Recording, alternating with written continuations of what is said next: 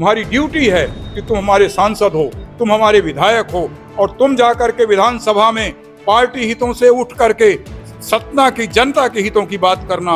अगर ऐसा नहीं करोगे तो हमारा अधिकार है कि हम तुम्हें वापस भी बुलाएंगे। जिन हाथों में ताकत है राज तिलक करने की, इन हाथों में शक्ति है सर उतार लेने की। है कि यहाँ मंत्री भी रहे, सांसद, विधायक, सत्ता पक्ष के रहे, आपको क्या लगता है कि इन लोगों ने ईमानदारी से सक्रियता नहीं दिखाई नर्मदा के पानी को सतना लाने के लिए? मैं यह जरूर कह सकता हूँ कि सक्रियता, जिस बात की आपने जिस तरह कहा, सक्रियता नहीं दिखाई। अगर सक्रियता दिखाई होती तो आज पानी आ जाता। आप 3 बार विधायक रहे जी। आज 80 की उम्र में भी इतने सक्रिय हैं और पिछले 25 साल से आप चुनाव नहीं लड़े। आप क्यों नहीं लड़े चुनाव?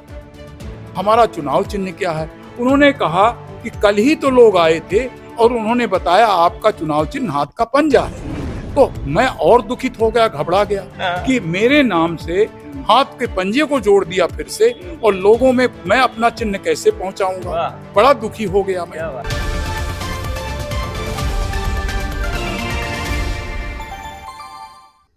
नमस्कार, मैं हूं महेंद्र पांडे और आप देख रहे हैं एमपी वॉच।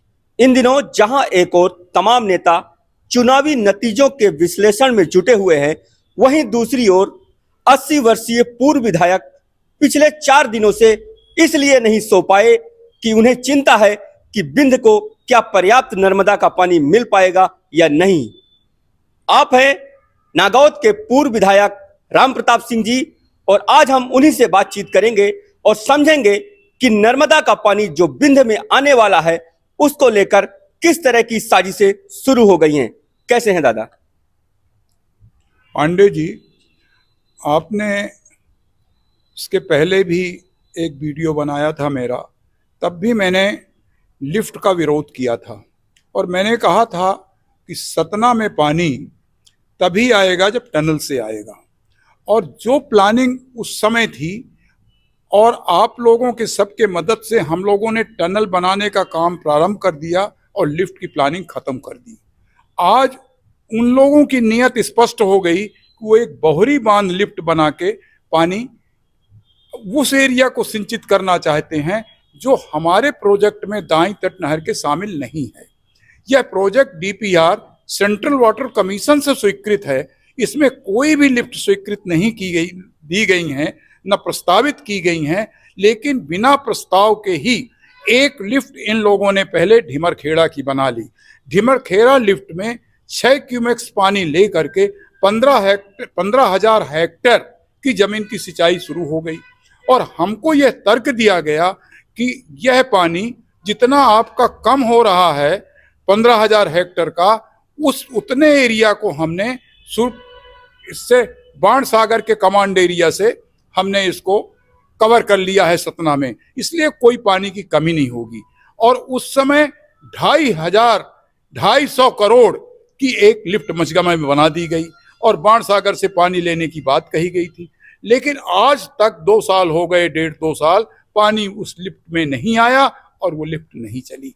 अब पता यह चला कि जब पानी ही नहीं आ रहा, लिफ्ट में 250 करोड़ फालतू खर्च किया गया, तो उस रकबे को जितना हमारा ढिमरखेड़ा में चला गया फिर से नर्मदा में जोड़ दिया गया। यह काम पूरा भी नहीं हुआ था, पूरा हो गया था। और दूसरा, फिर से एक पानी में हमारी डकैती पड़ गई। डकैती की योजना बन गई, योजना का डीपीआर बन गया, योजना की स्वीकृत हो गई, वित्तीय प्रशासनिक स्वीकृत के साथ टेंडर लगा दिए गए। उसका नाम है बोहरी बांध लिफ्ट योजना। ये अभी जो नया टेंडर हुआ है, ये कब टेंडर हुआ है? ये टेंडर कब हुआ? आज के महीने भर पहले, 15 दिन पहले वित्तीय स्वीकृति वगैरह दी गई होगी। लेकिन 18 तारीख से 24 तारीख के बीच में खुलना भी है। इसका मतलब कि पूरी तैयारी पूरी हो गई। अब ये इस लिफ्ट से 12.39 क्यूमेक्स पानी हमारा नर्मदा का, जो राइट बैंक कैनाल का, जो हमारे सतना के हिस्से का पानी है, वो जाएगा और ये ले लेंगे। और इस तरह से उनकी 31,000 हेक्टेयर या 32,000 हेक्टेयर के लगभग जमीन सिंचित होगी, जिसे अगर एकड़ में आप कहें तो 90,000 हेक्टेयर। उतना रकबा हमारा ऑलरेडी कम और हो जाएगा। एक तरफ हमको ये जमीन जिसको ढिमरखेरा की बात कही गई थी कि उत्ता बाणसागर, वो भी हमको जोड़ दिया। और दूसरी ओर एक डकैती और पड़ रही है पानी में। तो अगर ये पानी चला जाएगा तो स्वाभाविक है इतना पानी कम होने के बाद हमारा रकबा लगभग 32,000 हेक्टेयर का हमारी सिंचाई से वंचित रह जाएगा। ये जब प्रोजेक्ट बना था नर्मदा का पानी यहाँ लाने को लेकर, यहाँ किसी जमाने में पंडित जवाहरलाल नेहरू जी भी आए थे। उन्होंने किस तरह का वचन दिया था यहाँ? आप चूंकि आप उस समय राजनीति में सक्रिय रहे हैं, पुराने राजनेता हैं, ये बताइए आप हमारे दर्शकों को। देखिए, उस जमाने में मैं राजनीति में सक्रिय नहीं था, मैं एक विद्यार्थी था। 11 नवंबर 1956 की बात है। मेरे दाऊ साहब उस समय मिनिस्टर हुआ करते थे और विंध्य प्रदेश था। विंध्य प्रदेश के भ्रमण के दौरान पंडित जवाहरलाल नेहरू ने यह प्रश्न किया था तत्कालीन मुख्यमंत्री और मंत्री गण और विधायकों से। उन्होंने कहा, ये कैसा प्रदेश है, पूरा का पूरा सूखा पड़ा हुआ है, यहाँ पर कोई पानी की व्यवस्था नहीं है, तुम इस प्रदेश को बड़ा प्रदेश बनाओ, महाकौशल में हम नर्मदा का बांध बनाएंगे और तुमको पानी देंगे। आज बांध इसलिए नहीं बन सकता कि महाकौशल की जमीन को सिंचित नहीं होना है, सिंचित होना है विंध्य प्रदेश की जमीन को। महाकौशल वाले बांध नहीं बनने दे रहे हैं, इसलिए कि 124 गांव का उनका आहुति होनी है, वहां की माइनिंग दफन होनी है और लगभग हजारों हेक्टेयर की जमीन में डूब में आएगी। तो अगर बड़ा प्रदेश बन जाएगा तो हम तुमको नर्मदा का जल देंगे। और मध्य प्रदेश बनने के बाद बरगी बांध में बनने में कई अड़चने आई। पांडे जी, आपको सुन के आश्चर्य होगा, उस समय गुजरात, महाराष्ट्र, राजस्थान ने आपत्ति की। आपत्ति करने के बाद केंद्र सरकार ने एक ट्रिब्यूनल बनाया। ट्रिब्यूनल 11 साल तक विभिन्न प्रदेशों में जाकर के वहां के लोगों से तर्क लिए नर्मदा के जल का बंटवारा के लिए कि कितना कितना पानी किन किन प्रदेशों में दिया जाए। सारे प्रदेशों में तर्क सुनने के बाद 11 साल के बाद एक बड़ा फैसला आया। 11 साल के बाद फैसला यह आया कि मध्य प्रदेश के हिस्से में टोटल नर्मदा का पानी जितना 28 मिलियन एकड़ फुट पानी था, उसमें से 18.25 मध्य प्रदेश के हिस्से में पानी दिया गया। 9 मिलियन एकड़ फुट पानी गुजरात के हिस्से में दिया गया और 0.25 महाराष्ट्र को और 0.50 राजस्थान को दिया गया। इस तरह से पानी का बंटवारा का फैसला हुआ। पानी के बंटवारा के फैसले के बाद एक लाइन नीचे फैसले में यह भी लिखी गई कि इसका 45 साल का समय हम आपको दे रहे हैं। 45 साल में जिन प्रदेशों ने अपने पानी का बंटवारा प्राप्त जितना हुआ है उपयोग कर लेंगे, वह उनके हिस्से में माना जाएगा। इससे बचा हुआ पानी जो नहीं कर पाएंगे उसमें पुनः बंटवारा होगा। उसमें यह भी लिखा है कि उस बंटवारे को कैसे किया जाएगा, तो उसके उस समय के तत्कालीन सिंचाई केंद्रीय सिंचाई मंत्री अध्यक्ष होंगे, चारों प्रदेशों के मुख्यमंत्री उसके सदस्य होंगे और उनके निगरानी में यह पानी का बंटवारा किया जाएगा।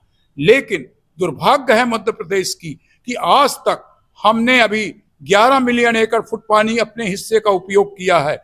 शेष पानी 18 पॉइंट में से अगर 11 का हमने किया है तो शेष पानी अभी तक हम उपयोग नहीं कर पाए और यह समय सीमा 2024 के दिसंबर महीने में पूरी हो रही है। और दुर्भाग्य से हम कहीं अगर नहीं कर पाएंगे तो हमारे हिस्से का पानी का पुनर्बंटवारा होगा और मध्य प्रदेश के हिस्से का पानी अन्य प्रदेशों में चला जाएगा और हम सूखे के सूखे रह जाएंगे, प्यासे के प्यासे रह जाएंगे। कोई मतलब नहीं निकलेगा फिर नर्मदा का जल यहाँ लाने की जो बात चल रही है। पिछले 2 दशकों से आप संघर्ष कर रहे हैं, पूरे जिले के, पूरे विंध्य के किसान ये बाट जो रहे हैं कि नर्मदा का पानी आए और हमारी फसलें हों और खुशहाली आए। नहीं, तो ऐसी बात नहीं है। इसलिए कि जितना हमने पानी का उपयोग कर लिया, जितने में अपने संसाधन बना लिए, उतना पानी हमको मिलेगा ही मिलेगा। इसलिए इसमें कोई चिंता की बात नहीं है। आप जो पानी हमारे बचा हुआ है, अगर हम उपयोग इसको कर लेते तो अधिक दूसरे जिलों में, अधिक और दूसरे जगह में इसका उपयोग हो जाता तो हमारा मध्य प्रदेश खुशहाल होता। इसलिए इसमें जितना हम उपयोग कर चुके हैं उसमें हमारे में कोई दखल नहीं आ सकता। कोई दखल नहीं आएगा, पानी हमको मिलेगा, पानी मिलेगा। अच्छा, ये जो अभी आप बोल रहे हैं कि ये टेंडर हो गया है, साजिश हो रही है हमारे पानी में, तो इसको कैसे रोका जाए? सरकार से कोई देखिए- आपने देखिए, सबसे बड़ा जो तर्क दे रहे हैं अधिकारी लोग, उनका कहना है कि हम सतना के पानी को नहीं ले रहे हैं, बल्कि बिजराहोगढ़ के पानी को हमने कम कर दिया है। हमारा इसमें कहना यह है कि ये देखिए ये चार्ट नर्मदा का हर साल कितना पानी जल स्तर कम हो रहा है। हमारे पास 2000 तक का चार्ट है, 1980 से लेकर 2000 का। उस समय तत्कालीन चार्ट में हर वर्ष पानी कम हो गया, तो नर्मदा का जल अपने आप हर साल कम होता चला गया। नर्मदा ग्लेशियर नदी नहीं है, बर्फ की नदी नहीं है, भूमिगत स्रोत की नदी है। आप देख रहे हैं कि सतना नदी खत्म हो गई, तमस नदी खत्म हो गई, बड़े बड़े नाले, बड़े बड़े जहां पानी बहते थे सब खत्म हो गए। तो नर्मदा भी किसी दिन विलुप्त हो सकती है। नर्मदा को बचाने का हमारे पास कोई भी प्लान नहीं है। नर्मदा को संरक्षण करने के लिए, नर्मदा जीवित रहे, इसके लिए सबसे आवश्यक है कि हम जंगलों को बचाएं। हम नर्मदा के जल का ट्रीटमेंट प्लान करें कि जितना कैचमेंट एरिया नर्मदा का है उसमें हम जंगल लगाएं, लोगों को खेती करने से रोकें। वहाँ के लोगों के लिए हम ऐसी व्यवस्था हॉर्टिकल्चर की करें कि जब तक पेड़ बड़े ना हो जाएं तब तक के लिए उनके खाने का इंतजाम करें, और वो लोग पेड़ तैयार करें, तब तो नर्मदा बचेगी। लेकिन ऐसा प्लान हमारे पास अभी तक कोई नहीं है। दुर्भाग्य से जितना पानी हमारे पास है और उतने पानी में ही हमको सतना, रीवा और कटनी, मैहर के लिए पर्याप्त नहीं है, क्योंकि जितना पानी इस बांध में है उसके अलावा 3 बांध और बनने थे। एक रोसड़ा, बिसारिया, श्रृंगारपुरा, अपर जोन नर्मदा, ये 4 बांध बनने थे। इन तीनों बांधों में सिंचाई नहीं है पांडे जी। इन बांधों में फीडिंग डैम हम कहेंगे कि बरगी डैम को फीड करेंगे, बरसात में पानी रोक करके फीड करेंगे, और फीड करने में इससे जो पानी निकलेगा उससे हम टरबाइन चला के बिजली पैदा करेंगे। तो जितनी बिजली पैदा होगी उसका उपयोग हम करेंगे। हमारे बरगी बांध का भी अभी तक इसमें 100 मेगावाट का टरबाइन लगा हुआ है, और 100 मेगावाट के 50-50 मेगावाट के 2 हमारे टरबाइन चल रहे हैं, और इतनी बिजली उत्पादन हो गया है कि 5, 8 या 10 साल में 1988 में बन गया था, और 90 के दशक तक पूरा बांध का बना हुआ पैसा मिल चुका। आपको सुन के प्रसन्नता होगी कि अब बांध का तो कोई पैसा बचा नहीं है, और उस पैसे को जो सरप्लस पैसा इतने सालों से मिला, उसी पैसे से हमारी ये नहर बन जानी थी। तो वो पैसा कहाँ गया? उस पैसे की कमी हमेशा बताई गई। 2008 में टेंडर हो गया टनल का, 2008 में टेंडर अभी तक नहीं बना। आपने देखा, अभी मैं आपसे चर्चा कर रहा था कि 1 जनवरी के महीने में हमारी दोनों मशीनों ने जब सही काम किया तो 402 मीटर टनल बनी। 402 मीटर टनल 1 महीने में अगर बन सकती है तो 2.5 साल में ये टनल पूरी हो सकती थी। क्यों नहीं हुई? इसमें दृढ़ इच्छा शक्ति ना तो अधिकारियों की थी, ना सरकार की थी, ना वहां पर ठेकेदार काम करने वाली की थी। इसलिए लेट लतीफ हो रहा है, और इसमें किसी ने ध्यान नहीं दिया। आपको लगता है कि यहाँ मंत्री भी रहे, सांसद, विधायक, सत्ता पक्ष के रहे, आपको क्या लगता है कि इन लोगों ने ईमानदारी से सक्रियता नहीं दिखाई नर्मदा के पानी को सतना लाने के लिए? मैं किसी पर आरोप नहीं लगाना चाहता। मैं यह जरूर कह सकता हूं कि सक्रियता, जिस बात की आपने जिस तरह कहा, सक्रियता नहीं दिखाई। अगर सक्रियता दिखाई होती तो आज पानी आ जाता, ये बात ठीक है। लेकिन किसी ने काम नहीं किया ये मैं नहीं कहूँगा। सब ने काम किया, सब ने मेहनत किया, और सबके मेहनत इसमें मैं मानता हूं कि लगी हुई है। और आप लोग जिस तरह से समय समय पर संघर्ष में सब शामिल रहे, आपकी भी मेहनत लगी है। कौन अभी कितना समय लगता है कि यहाँ पानी लाने में सतना? देखिए, पानी लाने में समय कुछ नहीं है। अब जब इस समय 3 मीटर 4 मीटर प्रतिदिन की टनल की खुदाई हो रही है। 1700 मीटर टनल बची हुई है केवल, बाकी बन चुकी है। 1700 मीटर टनल अगर दोनों मशीनें चलने लगी हैं, एक अभी बंद है, तो 6 मीटर या 8 मीटर भी लगा लीजिए, 8-10 मीटर काम होता है, तो आपको इसको पूरा करने में 1 साल के अंदर पूरा हो सकता है, अगर दोनों मशीनें चलने लगें तो इस पर भी 1 साल के अंदर अगर हम पूरा कर देंगे, 1 साल में टनल पूरी होगी, फिर 5-6 महीने उन दोनों मशीनों को ऊपर से सुराख करेंगे, प्लेटों से दोनों मशीनें जहां जुड़ेंगी आपस में आकर उन मशीनों को लिफ्ट किया जाएगा ऊपर, क्योंकि ये पीछे नहीं आ सकती। पांडे जी, इसका जो डायमीटर 12 मीटर का डायमीटर का सुरंग बन रही है। 12 मीटर को सुरंग बनने के बाद इसमें इसकी ढलाई हो जाती है, इसमें पत्थर लग जाते हैं बनाई बनाई सीमेंट के, और वो पत्थर लगने के बाद इसका डायमीटर 8 मीटर बचता है। इस तरह से मशीन वापस नहीं लौट सकती। इन दोनों मशीनों को ऊपर से जगह बना के दोनों को निकालना पड़ेगा, वापस नहीं आएंगी। तो उस समय खोल खोल के निकालने में 5-6 माह का समय लगेगा। दादा, आपकी सक्रियता को देखकर तो हमारे अंदर भी ऊर्जा भर गई है। अब चूंकि चुनावी माहौल चल रहा है और दादा से मुलाकात हो गई है, तो हम कुछ चुनावी बातें भी करेंगे दादा के एजेंडे के साथ साथ। दादा, आप आखिरी चुनाव कब लड़े थे? आप फिर से हमको राजनीति में घसीटना चाहते हैं? नहीं, बिल्कुल नहीं, घसीटना नहीं चाहते हैं। आज की युवा पीढ़ी जानना चाहती है कि दादा जब चुनाव लड़ते थे तब किस तरह का माहौल होता था, कैसे वो प्रचार करने जाते थे, पहले के चुनाव और अब के चुनाव में क्या अंतर है? दादा, आप आखिरी चुनाव कब लड़े थे? हम 1998 में लड़े थे, निर्दलीय चुनाव लड़े थे। उस समय हमारा चुनाव चिन्ह झोपड़ी था, और उस समय हम चुन के जब गए, एक परिस्थितियां हमारे सामने आई। पांडे जी, क्या हुआ कि जब मैं इंडिपेंडेंट चुनाव जीता, उस समय कांग्रेस पार्टी की सरकार थी। मैं कांग्रेस की टिकट न मिलने से ही मैं चुनाव में निर्दलीय लड़ा था। जब कांग्रेस की टिकट नहीं मिली, तब 18 दिन का समय था जब टिकट नहीं मिली, 15-16 दिन बचे, तब हमको झोपड़ी चुनाव चिन्ह अलॉट हुआ। और झोपड़ी चुनाव चिन्ह मिलने के बाद मैं बड़ा दुखी था कि ये चिन्ह मेरा कहाँ पहुंचे। एक जगह मैं पहुंचा किसी तरह से, तब मुझे झोपड़ी चिन्ह मिल चुका था, 15-16 दिन बाकी थे। मैं बड़ा घबराया था, तो सीधे मानिकपुर गांव से मैं सीधे पहाड़ चढ़ गया पैदल, और पहाड़ चढ़ने के बाद थक कर एक पीपल के पेड़ के नीचे बैठा था। वहां पर वहां पर एक महिला आई। उस महिला ने पूछा कि आप कहाँ घूम रहे हैं? हमको गांव में कुंवर साहब के नाम से लोग कहते थे, वो हमारे गांव की ही थी। उसने कहा, कुंवर साहब आप कहाँ यहाँ आ गए? तो हमने कहा कि भाई चुनाव प्रचार।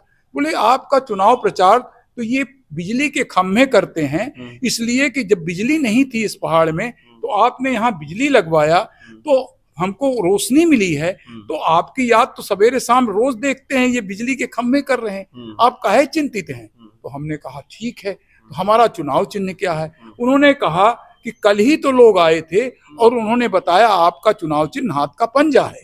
तो मैं और दुखित हो गया, घबरा गया कि मेरे नाम से हाथ के पंजे को जोड़ दिया फिर से, और लोगों में मैं अपना चिन्ह कैसे पहुंचाऊंगा। बड़ा दुखी हो गया मैं।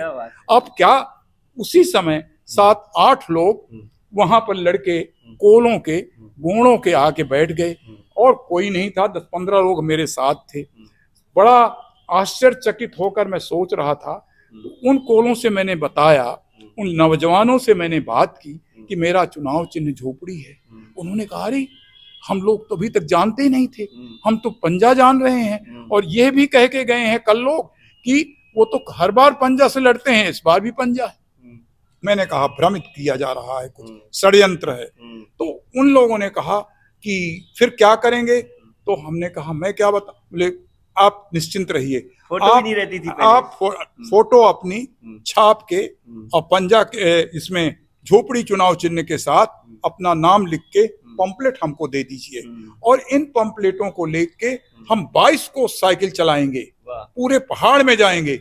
8 लोगों ने 9 लोग थे। उन्होंने कहा हमको 5 किलो आटा, प्याज और नमक, गुड़, इतना हमको सामान और एक साइकिल मंगा दीजिए। और उस साइकिल से उन लोगों ने चारों तरफ, चारों दिशाओं में वो लोग निकल पड़े, और हमारा चिन्ह लेकर के, और सारे पहाड़ के ऊपर से लेकर काफी हिस्से के नीचे तक वो साइकिलों से प्रचार करते हुए अपने समाज में, जाति में लोगों को बताते हुए कि भ्रमित मत होना, झोपड़ी चुनाव चिन्ह है। और तब हमारे चिन्ह का प्रसारण उस समय इस तरह से किया गया था। पहला चुनाव कब लड़े थे आप? पहला चुनाव 1985 में मैं लड़ा था। 85 में। तो वो क्या माहौल था उस समय? 1985 में लगातार वहां पर जनता पार्टी के कैंडिडेट बिट्लू महाराज नागेंद्र सिंह जी चुनाव जीतते चले आ रहे थे। पहली बार मुझे वो टिकट मिला और उनके भाई उस समय मेरे प्रतिद्वंदी थे और कांग्रेस पार्टी को प्रथम बार, इसके पहले कांग्रेस पार्टी कई प्रयोग कर चुकी थी। एक पटेल महेंद्र सिंह दलदल के थे, उनको टिकट दिया गया था, वो चुनाव नहीं जीते थे। दूसरा एक राजेंद्र शर्मा को टिकट दिया गया था ब्राह्मण टिकट में, वो भी नहीं जीते थे। और जब मुझे ये टिकट दी तो मैंने कांग्रेस के झोली में प्रथम बार जीत करके मैंने उनको कांग्रेस को ये सीट समर्पित की। और दूसरी बार लगातार 90 के दशक में फिर से मुझे टिकट मिला और 90 के दशक में मध्य प्रदेश में जब 53 लोग 320 में जीते थे कांग्रेस के, उस समय सतना जिले में 6 लोग कांग्रेस की पार्टी से हार गए थे। मैं अकेला एक व्यक्ति था जिसमें कांग्रेस की लाज बचाई थी। तब समाचार पत्रों में निकला था कि राम प्रताप ने कांग्रेस की लाज बचाई। तब भी मैं कांग्रेस से चुनाव जीता था। आप 3 बार विधायक रहे जी। आज 80 की उम्र में भी इतने सक्रिय हैं और पिछले 25 साल से आप चुनाव नहीं लड़े, आप क्यों नहीं लड़े चुनाव? देखिए, राजनीति सेवा का पथ, कांटों का पथ। पुरस्कार चाहने वाले इससे दूर रहें, चुने नास पथ, इसी नशे में चूर रहें। आवश्यकता इस बात की है, राजनीति सेवा का पथ है। जब राजनीति को व्यापार का पथ बना दिया जाता है, जब राजनीति को अपने सत्ता के रोशनी में रह करके अपने सुख सुविधा का साधन बना दिया जाता है, जब राजनीति में पैसा कमाने की बात कर दी जाती है, तो फिर लोकतंत्र की हत्या हो जाती है। आज के जमाने में जिस तरह से लोकतंत्र चल रहा है, लोकतंत्र में सभी पार्टियां एक ही बात करती हैं, हमको जिताऊ कैंडिडेट चाहिए। जिताऊ कैंडिडेट की परिभाषा पांडे जी बड़ी अद्भुत है। जिताऊ कैंडिडेट में आता है जाति बल, बाहुबल और धन बल। अब ये तीनों से मैं वंचित हूं, मैं तीनों का प्रयोग नहीं कर सकता। अब इस कमी को देखते हुए मैं वर्तमान परिवेश में अपने को फिट ही नहीं पा रहा हूं। अब सवाल है कि अगर लोकतंत्र को बचाना है तो लोकतंत्र को एक गरीब आदमी अगर चरित्रवान है, अगर निष्ठावान है, अगर सेवा पथ में चलने वाला है, जनता की सेवा करना चाहता है, तो वो बेचारा चाहते हुए भी नहीं आ सकता। ऐसे परिस्थिति में हमारे जैसे बहुत से लोग वंचित पड़े हुए हैं। मैं अकेला नहीं हूं, कुछ लोगों को लोग नहीं जानते, लेकिन उनका संकल्प और सेवा का पथ उनका बहुत मजबूत है। बहुत से लोग हाशिए में आ गए, हाशिए में भी नहीं है, वो हाशिए से पन्ने से निकल गए हैं। तो ऐसी परिस्थितियों में मैंने अपने आप को फिट नहीं पा रहा था।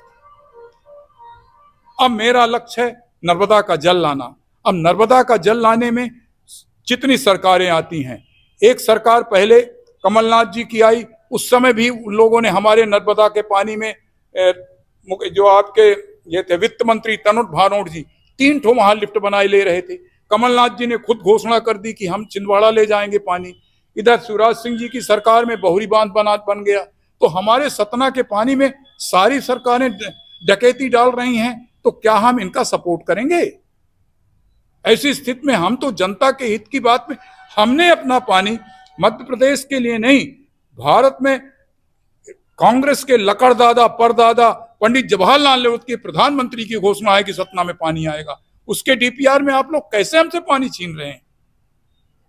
मैंने फिर से घूम करके उसी जगह में आ गया, राजनीति से हटके। इसको रोकना है, जनता से आप क्या आह्वान करना चाहते हैं? जनता से हम आह्वान करता चाहते हैं कि आप लोग जगह जगह हमारे नर्मदा सेनानी जो पहले के हैं, अभी के हैं, और जो नौजवान हैं, वो इकट्ठे होकर इस बात को जनता के बीच में डालें कि हमारा पानी हमसे छीना जा रहा है। आने का समय अब हो गया था। हम बड़ी टकटकी लगाए हुए, आस लगाए बैठे थे कि अब पानी साल 6 महीने में टनल बनने के बाद आ जाएगा। अगर ऐसा किया जाएगा, हमारा 12 क्यूमेक्स पानी, 12.39 क्यूमेक्स पानी फिर से ले लिया जाएगा, पानी की कमी आ जाएगी। हम नर्मदा को पानी मंदाकिनी से नहीं मिला पाएंगे, चित्रकूट में पानी नहीं डाल सकेंगे। तो हमको चिंता करके और जगह जगह हम मीटिंग करके लोगों को जन जागरण करें, लोगों को इकट्ठा करें और एक ऐसा आंदोलन खड़ा कर दें, प्रधानमंत्री को पत्र लिख करके, मुख्यमंत्री को पत्र लिख कर, जो हमारे जनप्रतिनिधि हमारे चुन के अभी आएंगे 3 तारीख को फैसला होने के बाद, उन सब से हम कहें कि तुम हमारी बात को, हमारे पानी के हिस्से को जाकर के बात करो। अगर तुम हमारी हिस्से का पानी को तुमने नहीं रोका, अगर नहीं रुका हमारा पानी और टेंडर खोल दिया गया और वहां पर काम लग जाएगा, तो हम तुमको अपने गांव के अंदर नहीं आने देंगे। ये तुमको हमने इसलिए अपना मतदान किया है। मतदान और कन्यादान में कोई फर्क नहीं होता।